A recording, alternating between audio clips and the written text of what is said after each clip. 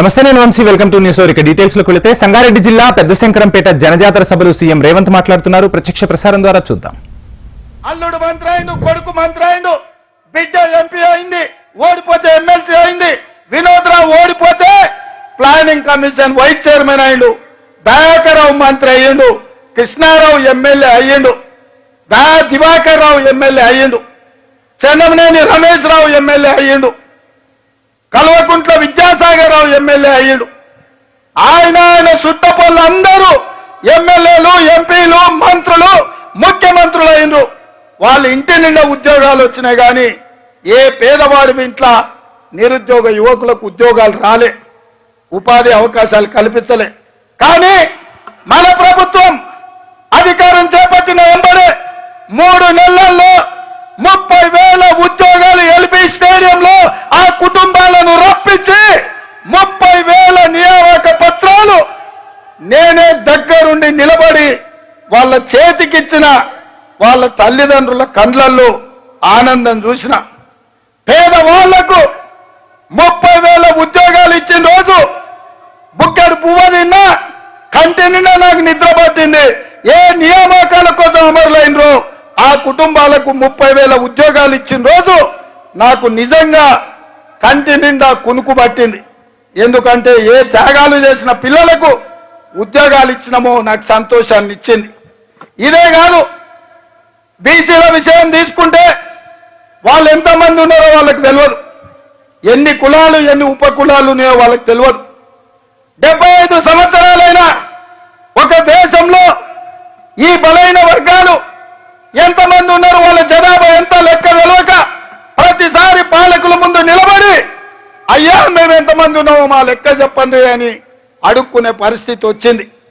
అందుకే మన నాయకుడు రాహుల్ గాంధీ గారు ఆనాడు వాళ్ళ ముత్తాత జవహర్లాల్ నెహ్రూ గారు ఎస్సీ ఎస్టీ రిజర్వేషన్లు ఇచ్చి జనాభా దామాస ప్రకారం వాళ్ళకు అధికారం హక్కులు కల్పించండు. నేను ఒక్క ఉదాహరణ చెప్పదలుచుకున్నా. ఎస్సీ ఎస్టీ రిజర్వేషన్ల వల్ల మా అన్న దామన్న హెచ్పిఎస్ లో అంటే హైదరాబాద్ పబ్లిక్ స్కూల్లో ఇంగ్లీష్ మీడియంలో చదువుకొని ప్రపంచంలో ఇంగ్లీష్ లో ఏ మేధావితోనైనా సమవుజ్జిగా మాట్లాడగలిగి సమస్యల్ని అవగాహన చేసుకొని ఈ రోజు మాట్లాడగలిగి రాజ్యాంగాన్ని చదవగలిగి రాజ్యాన్ని ఏలగలిగిన శక్తి పెద్దలు దామోదర్ రాజనరసింహ గారికి, లక్ష్మీకాంతారావు గారికి, మా రామ్లో నాయకు లంబాడ సోదరులకు గిరిజనులకు reservation Congress party doctor Babasaheb Ambedkar ఇవ్వడం వల్ల ఈ అవకాశం వచ్చింది. ఇవాళ బలైన వర్గాలకు అన్నాడు మండల్ కమిషన్ ద్వారా రిజర్వేషన్లు ఇవ్వబోతే సుప్రీంకోర్టు జనాభా లెక్క పెట్టే వరకు వాళ్ళకు 50% రిజర్వేషన్ ఇవ్వడానికి వీల్లేదు అని చెప్పింది. అందుకే ఇవాళ 27% బీసీ రిజర్వేషన్లు ఉన్నాయి. టోటల్ గా సుప్రీంకోర్టు ఆదేశాల మేరకు హారిజాంటల్ గా 50% కంటే ఎక్కువ రిజర్వేషన్లు ఇవ్వడానికి లేదు. రిజర్వేషన్లు పెంచాలి అంటే బలైన వర్గాల జనాభా లెక్కలు కట్టాలి.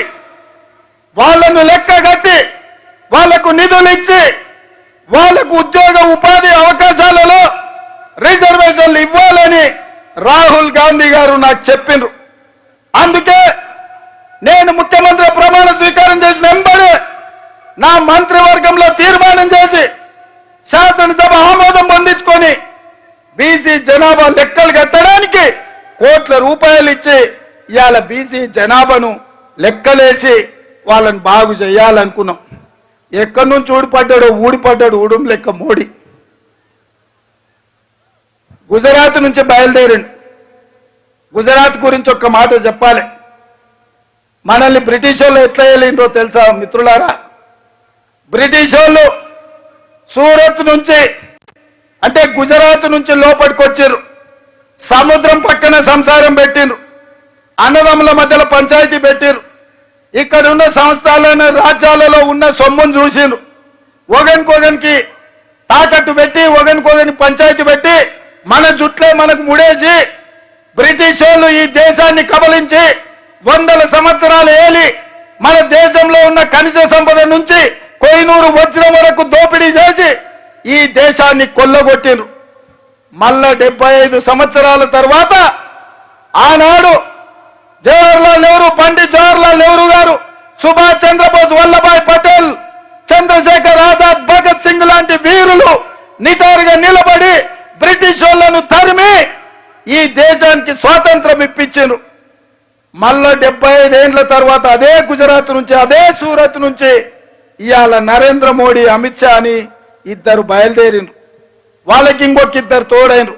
మేమిద్దరం, మాకిద్దరు. ఎవరై అంటే నరేంద్ర మోడీ, అమిత్ షాకు అదానీ, అంబానీ తోడైనరు. వీళ్ళు నలుగురు ఆలోచన ఒక్కటే, ఈ దేశంలో రిజర్వేషన్లు ఉంటే దళితులు, గిరిజనులు హక్కులు అడుగుతారు, అధికారంలో భాగం అడుగుతారు.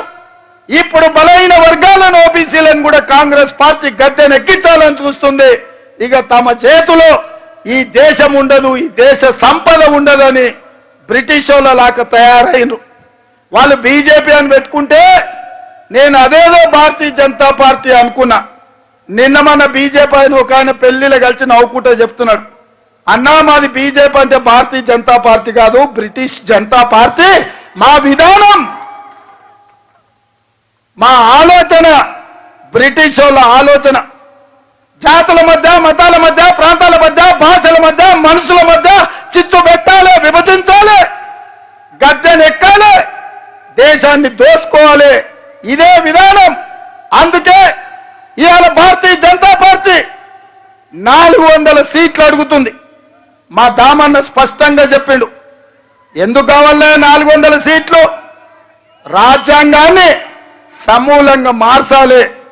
రాజ్యాంగం ద్వారా డాక్టర్ బాబాసాహెబ్ అంబేద్కర్ ఇచ్చిన రిజర్వేషన్లను రద్దు చేయడం ద్వారా దళితులను, గిరిజనులను, బలైన వర్గాలను అనదొక్కి బానిసలుగా వాళ్ళ చెప్పు చేతల్లో పెట్టుకోవాలనే కుట్ర జరుగుతుంది.